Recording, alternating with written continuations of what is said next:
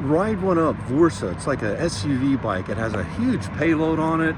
Comes with the usual assortment of really good accessories and components. It has a rack on there that holds quite a bit of stuff. I think the rack itself holds about 150 pounds. The total payload, I think, is around 440 pounds. So you can get a big person and some stuff on the back and the bike itself.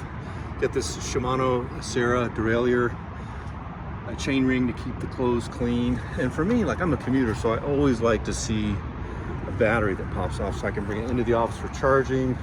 Got the forks up front and the big tires to keep things comfortable. And for what you get, a really powerful e-bike with long range. Let's see here. This one right now, $1,645. Not bad. This is a sweet bike. If you're a big guy, a big person, I think that this is really a pretty stellar choice. And there's that big old 750 watt rear hub motor, and of course the Vorsa nomenclature stamp on the back with the San Diego backdrop in the background. This is a great place to test ride, by the way, because you really get a sense on how the bike performs on the steep hills around here, and they're pretty steep. So come on out to San Diego, California, and give this bike a ride.